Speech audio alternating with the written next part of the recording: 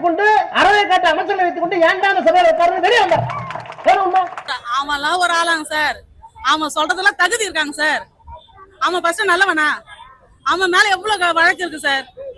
அவன்லாம் வந்து சொல்றதுக்கு ஒரு தகுதியே கிடையாதுங்க சார். இதெல்லாம் முதுகு எலும்பு இல்லாத முதலமைச்சர் தான் எதுக்கு பேசணும்னு சொல்லிட்டு சட்டமன்றத்தை வெளியேறணும் அப்படின்னு சொல்றாரு. முதுகு எலும்பா இருக்கிறதுனாலதான் தனிச்சையா நின்னு இருக்காரு. இவனுங்கதான் முதுகு எலும்பு இல்லாதவங்க. பக்கபலமா அவன் இவன் சொல்லிட்டு அத்தனை பேர் சேர்த்து வச்சுட்டு பேசுறானுங்க. இவரு முதுகு எலும்பு இருக்கிறதுனாலதான் தனிச்சு நின்னு பேசுறாரு. முதலமைச்சர் பொய்யர் என்றாரு. அண்ணா ராஜாஜி இருந்தா முதலமைச்சர் பதவியில ஒரு பொய்யர் வந்து முதலமைச்சரா இருக்காரு. இதுக்கு முன்னாடி இருந்தவங்க தான் பொய்யரு. உண்மையான முதலமைச்சர் மக்களுக்காக நிக்கிறாருன்னா தளபதி விஜய் மட்டும்தான். வேற யாருமே கிடையாது. எம்ஜிஆருக்கு அப்புறம் ஜெயலலிதாவுக்கு அப்புறம் தளபதி மட்டும்தான். வேற யாருமே கிடையாது. அப்ப இதுக்கு முன்ன இவரு வந்து அவர் அதுக்கு மேல மென்டலா இருப்பாரு போல இது. அவருக்கு ஆனா தேவையில்லாமலாம் பேசுவானுங்களா. அவங்களாம் ஒரு ஆளே கிடையாது. நான் ஒருத்தனை வாழவும் விட மாட்டானுங்க, ஒருத்தன் வளரவும் விட மாட்டானுங்கண்ணா. சரிங்களா? அவனுங்க நல்லா கரெக்டா நடந்துங்க நல்லா பேருங்க. சரிங்களா? இப்ப வெளிநடப்பு பண்ணாங்களா உதயநிதி தளபதி பேசும்போது, விஜய் முதலமைச்சர் பேசும்போது வெளிநடப்பு வைப்பாங்க. அதுக்கு காரணம் ராசா என்ன சொல்லியிருக்காருன்னா, முதுகெலும்பு இல்லாத முதலமைச்சர் முன்னாடி நாங்க எதுக்கு இருக்கணும், அதனாலதான் வெளிநடப்பு பண்ணோம் சொல்லியிருக்காங்க. இதை பத்தி நீங்க என்ன நினைக்கிறீங்க? சிங்கலா வரும், பண்ணிங்க கூட்டமா வரும், அவ்வளவுதான் வித்தியாசம். அவனுங்க கூட்டமா தான் பேசுவானுங்க. எங்க அண்ணா சிங்கலா நின்னு பேசிட்டு போயிட்டே இருந்துருவாரு. அவர் பார்த்தாராமா இல்லன்ட்டு. அவருக்கு முது எலும்பு இருக்கான்னு பாக்க சொல்லுங்க. இவரை பார்க்க வேணாம். எப்பா பார்த்தாலே விஜய் அதை பண்றான், விஜய் இதை பண்றான். உன் வீட்டு கதையை பாடுறா. எதுக்கு அத்தன் வீட்டு கதைக்கு போற? ஒருத்தனை வாழ விட மாட்டேன். நீ மட்டும் தான் சம்பாதிக்கணுமா? ஊர் பணத்தை எடுத்து நீ மட்டும் தான் கொள்ள அடிக்கணுமா? அப்ப இருக்கவங்களா ஊர்ல இப்ப வந்து கேட்டா அவன் சம்பளம் எவ்வளவு கேக்குறேன். சிஎம் வந்த உடனே இதை கணக்கு பாரு, அதை கணக்கு பாரு, இதை பண்ணு, அதை பண்ணுன்னு கேக்குறானுங்க. இது முன்னா அவனுக்கு என்ன அவன் அவன் இல்ல ஏதோ கேட்டாரு. என்ன கேட்டாரு? என்ன சொன்னாரு? சினிமால இருந்து வந்தவனா? சரி, மு க ஸ்டாலின் பையன் எதுல இருந்து வந்தாரு? நயன்தாரா கூட டான்ஸ் ஆனதெல்லாம் வந்துட்டாராமா அவரு? அவனுங்களாம் பேச தகுதியே கிடையாதுண்ணா. என் கருத்து என்ன தெரியுமா? அந்த ஆறு ராசா யாரு? எந்த நாட்டுக்கு ராசாயா? அவன் வீட்டுக்கு ராஜாவா இருப்பான். அந்த ரோட்டுக்கே அவன் ராஜா இல்லையே.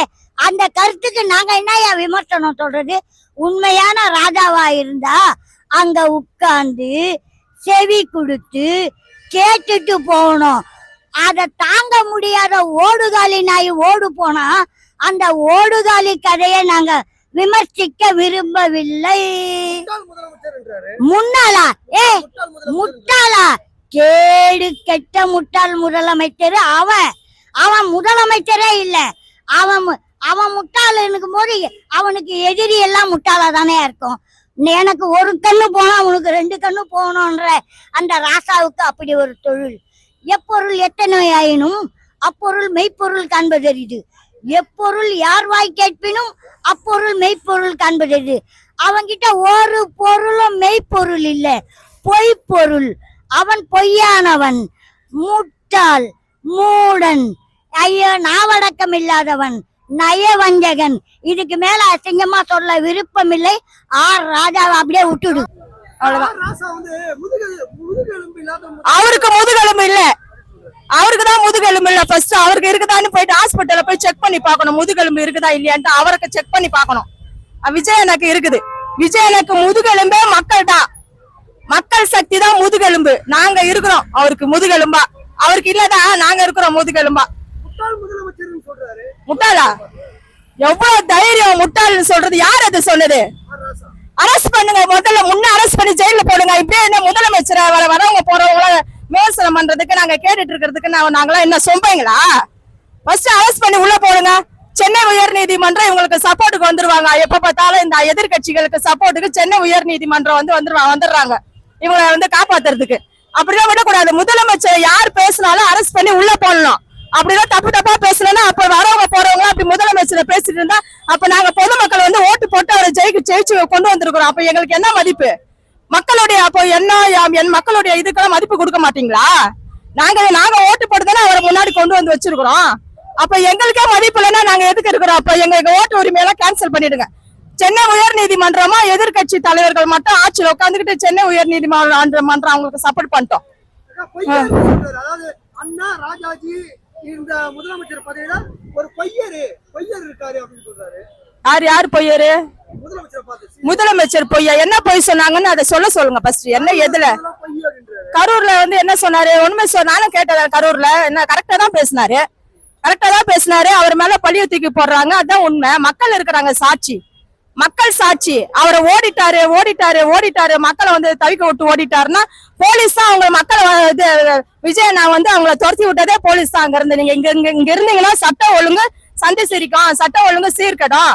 எல்லாம் மக்கள் எல்லாம் ரொம்ப இப்ப இது பண்ணிட்டு இருக்காங்க. அதனால நீங்க போங்கன்னு சொல்லிட்டு விஜய் வந்து அவர் துரத்தி விட்டதே போலீஸ் தான். அது எப்படி அவர் ஓடினாருன்னு சொல்லுவாங்க? எல்லாம் லைவ்ல ஓடிட்டு இருந்தது. கரூர்ல அந்த பிரச்சார கூட்டம் லைவா மக்கள் பாத்துட்டு இருந்தாங்க. அதுல எங்க அது அவர் வந்து ஓடினாருன்னா அப்ப அவரை ஓட வச்சது யாரு? அவரை எங்க இருந்து துரத்துனது யாரு? நீங்க போங்க, இங்க இருக்காதீங்க, சட்டம் மக்கள் வந்து பெரிய அளவுல பாதிக்கப்பட்டிருக்கிறாங்க, நீங்க போங்கன்னு அங்க இருந்து துரத்துனது யாரு? அங்க இருந்து விரட்டி விட்டு அப்பவே அவரை இது பண்ண வேண்டியதானே?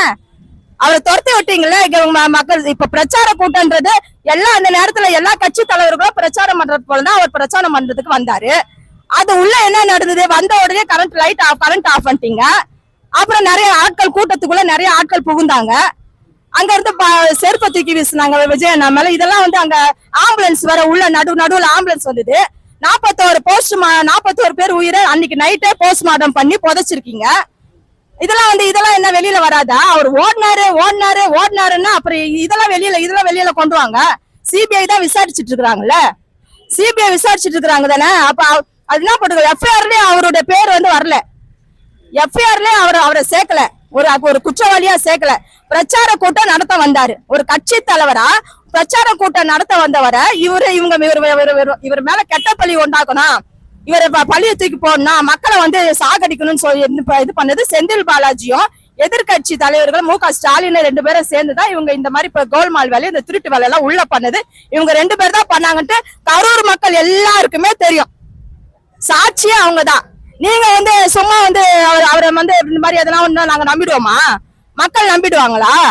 ஆனா ராசா வந்து முதுகெலும்பு இல்லாத முதலமைச்சர் அப்படின்னு சொல்லியிருக்காரு. அதனாலதான் நாங்க சட்டமன்றத்தை விட்டு வெளியேறணும், முதுகெலும்பு இல்லாத முதலமைச்சர் எதுக்கு பேசணும்னு சொல்லிட்டு. இது உங்க கருத்து என்ன? ஆனா முதுகெலும்பே இல்லாம சொன்னாங்க அப்படின்னு தமிழ்நாடு முதுகெலும்பா இருக்கும்.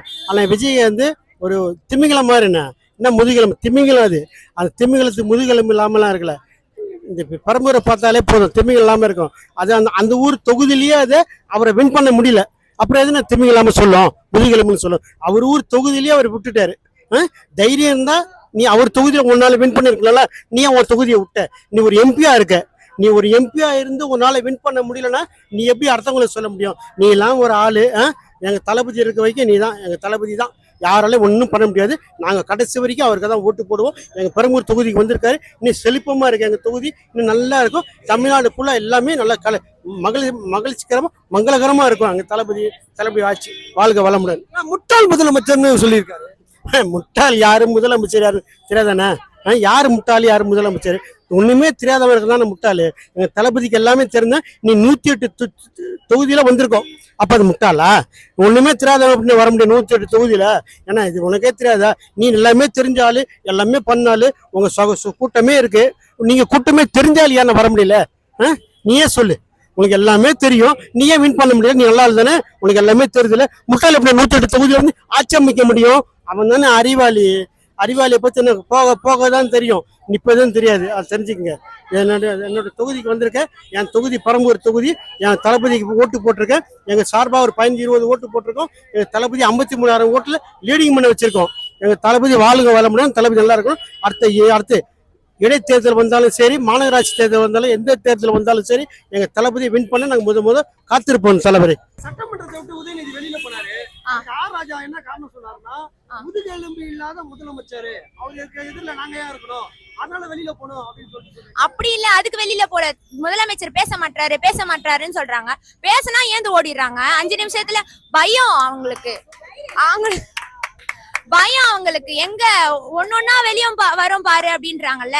வெளியே வந்துருச்சுன்னா பயம் தானே அவங்களுக்கு. தளபதியை பார்த்து பயந்து ஓடுறானுங்க, வேற ஒன்னும் கிடையாது. முதுகெலும்பு இல்லாத முதலமைச்சர் அவங்களுக்கு தான் முதுகெலும்பு கிடையாது. அவங்க இல்லாதவங்க பேசக்கூடாது. இல்லன்னா கூட நாங்க மக்களுக்கு எல்லாமே நல்லது செய்வோம். ஆமா, அவங்களுக்கு முதுகெலும்பாவே நாங்க இருக்கோம். கண்டிப்பா சொல்றோம், நாங்க இருப்போம். மக்கள் முட்டாள் யாரோ அவங்களே சொல்லிப்பாங்க. ஆனா மக்கள் வந்து மக்களுக்கு வந்து என்னென்ன செய்யறாங்கன்றது அவருக்கு தெரியும், எங்களுக்கு தெரியும். மத்தவங்களுக்கு அது அவர் எடுத்து சொல்லணும்ன்ற அவசியம் கிடையாது. யாருக்குமே சொல்லணும்னு அவசியம் கிடையாது. முட்டாள் அவனுங்க தான். அவனுங்க நல்லது செய்யாம நல்லது செய்யறவன குறை சொல்லிட்டு இருந்தா அவனுங்க தான் முட்டாள். அண்ணா ராஜாஜி இருந்த இடத்துல ஒரு பையர் வந்து ஆட்சியில இருக்காரு அப்படின்னு சொல்றாரு. அவனுங்க கூட தான் இருந்தானுங்க. அப்ப எதுவுமே பேசலையே, ஒண்ணுமே செய்யலையே. அவனுங்க கூட தான் இருந்தானுங்க.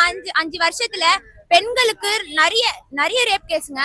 ஆனா இப்போ கம்மியாயிட்டு தானே இருக்கு. அவனுங்க ஆளுங்க ஏதாவது வச்சு செஞ்சுட்டு தளபதி மேல இங்க ஏதாவது நடந்தா தளபதி என்னது இது அவனுங்க பண்ணுவானுங்க. 5 வருஷத்துல எல்லாம் நடந்தது ஸ்டாலின் சொல்ல முடியுதா? இல்ல இப்ப மட்டும் என்ன தளபதின்றாங்க. எல்லாம் பண்ணிட்டு தளபதின்வாங்களா? எல்லாத்துக்கும் கேள்வி கேட்கறதுக்கு மக்கள் இருக்காங்க. நாங்க கேட்போம் கண்டிப்பா. ஒண்ணுமே இல்ல. ராஜா சொல்றாரு முதுகெலும்பு இல்லாத முதலமைச்சர். அவருக்கு முதுகெலும்பு இல்லாமலாம் இல்ல, அதான் மக்கள் படையே அவ்வளவு பெருசா நாங்க இருக்கோமே, அப்புறம் என்ன வேணும் அவருக்கு? தேவையில்லாமலாம் பேசக்கூடாது. அது எப்படி அவங்க பேசுவாங்க? முதுகெலும்பு இல்லாத முதலமைச்சர் எதிரில நாங்க ஏன் இருக்கணும்? அதனால வெளிநடப்பு பண்ணோம். அவங்க வெளிநடப்பு பண்ணாங்கன்னா அவங்களுக்கு பயம், அதனால அதான் ஒரு அவங்க பண்ண ஒரு ஊழல் எல்லாம் வெளியே வந்துச்சுன்னா பயத்துல தாங்க அவங்க போனாங்க. வேற ஒண்ணுமே இல்ல, பயம். 1ஆம் நம்பர் பயம் அவங்களுக்கு. முட்டாள் முதலமைச்சர் அப்படின்றாரு, குறிப்பிடுறாரு. முட்டாள் முதலமைச்சர் யார் சொன்னா? ராசா. ஏன் அப்படி சொன்னாங்க? அவங்களுக்கு தான் முட்டாள், அதான் மூளை இல்லாத முட்டாள். அவங்களுக்கு தான் மங்கி போச்சு போல. இந்த வருஷம் போன வருஷம்லாம் இருந்துச்சுல, ஸ்டாலின் என்ன செஞ்சாரு? எதுவுமே செய்யல. கை விரல் விட்டு சொல்லுங்க, எதுவுமே செய்யல. எங்க முதலமைச்சர் வந்து 60 நாள்லயே எவ்வளவு கண்ட்ரோல்டா வச்சிருக்காரு பாருங்க. இன்னும் சிங்க பென்சில் திட்டம் இந்த 60 நாள்லயே அவர் இவ்வளவு செஞ்சுட்டாரு. அப்ப 5 வருஷத்துல எப்படி ஆகும் இந்த டிஎன்? பாத்துக்கோங்க. பொய்யர்னு சொல்றாரு. அதாவது வந்து அண்ணா ராஜாஜி இருந்த காமராஜர் இருந்த முதலமைச்சர் பதவியில ஒரு பொய்யர் வந்து முதலமைச்சரா இருக்காரு. அதெல்லாம் அவங்க சொல்லக்கூடாதுங்க. அது எப்படிங்க அவங்க சொல்லுவாங்க? அதெல்லாம் சொல்லவே கூடாது. எங்க தளபதியை நாங்க தேர்ந்தெடுத்து நாங்க உட்கார வச்சிருக்கோம். முதுகெலும்பு இல்லாத முதலமைச்சர் சொல்லியிருக்காரு. முதுகெலும்பு இல்லாத முதலமைச்சர் அவரு பேசுறது வந்து எந்த அளவுக்கு இதுவும் தெரியல. பட் ஆனா நம்ம அதெல்லாம் காதுல வாங்கிக்க கூடாது. முட்டாள் முதலமைச்சர் வேற சொல்லியிருக்காரு. முட்டாள் முதலமைச்சர் அவன் தான், ஸ்டாலின் தான். சரிங்களா? ஏதாவது ஒன்னாச்சும் அவருக்கு தெரியுதா? ஃபர்ஸ்ட் தமிழே ஒழுங்கா பேச தெரியல, பேப்பரை பார்த்து படிக்கிறாரு. அவர் வந்து முட்டாள் நம்ம தளபதியை சொல்றாரா? ஃபர்ஸ்ட் பையன் முட்டாளு, சின்ன தத்தி அது பேரு, பெருசு பெரிய தத்தி. எதுதான் ஒழுங்கா பேசுது? ஃபர்ஸ்ட் அவர் அதுங்க ரெண்டும் தத்தியா இருந்துக்குன்னு நம்ம தளபதி முட்டாளுன்னு சொல்லக்கூடாது. எந்த ஆங்கிள் அவர் தளபதியை பார்த்து முட்டாளுன்னு சொல்லலாம்? நான் வந்து அவரை சொல்லுவேன், 10 சாய்ஸ் இருக்கு முட்டாளுன்னு சொல்றதுக்கு. தளபதி எல்லாம் முட்டாள் சொல்றதுக்குலாம் அவங்களுக்கு தகுதியே கிடையாது. ஃபர்ஸ்ட் பொய்யர்னு சொல்றாங்க. ஒரு அண்ணா காமராஜர் ராஜாஜி இருந்த இடத்துல ஒரு பொய்யர் முதலமைச்சரா இருக்காரு அப்படின்னு. எந்த விதத்துல அவங்க பொய்ய லைக் அங்க ஃபேக்க பார்த்தாங்க அவருக்கு? சொன்னதெல்லாம் பொய் அப்படின்னு. கரூர் விஷயத்துல முழுக்க டிஎம்கேவோட சதி இது. சரிங்களா? போலீஸ் ப்ரொடெக்ஷன் ஒழுங்கா கொடுக்காம, ஸ்பேஸ் ஒழுங்கா கொடுக்காம, அவ்வளவு ஒரு கன்ஜஸ்டடான ஒரு பிளேஸ்ல வந்து கேம்பெயின் நடத்தணும்னு சொல்லி வச்சுட்டு அதுல மக்கள் செத்து போனா தளபதி என்ன காரணமா? இப்ப இன்னைக்கு கூட தான் எல்லாருமே வந்தாங்க. ஸ்பீஷியஸா தானே இருந்துச்சு எல்லாமே, இடம் எல்லாமே. அந்த மாதிரி இடம் கொடுத்தா எல்லாருமே தான் வந்து சரிங்களா? அங்க வந்து ஒழுங்கா இடம் கொடுக்காம, போலீஸ் ப்ரொடெக்ஷன் கொடுக்காம மக்கள் செத்து போயிட்டு தளபதி மேல பழிய போட்டு அங்க வந்து ஓடிட்டாரு அப்படின்னு சொன்னா என்ன அர்த்தம்? இது full and full Senthil Balaji டிஎம்கேவோட சதி. சரிங்களா? அது வந்து அவங்க பண்ணிட்டு தளபதி மேல எல்லாம் பழிய போடக்கூடாது.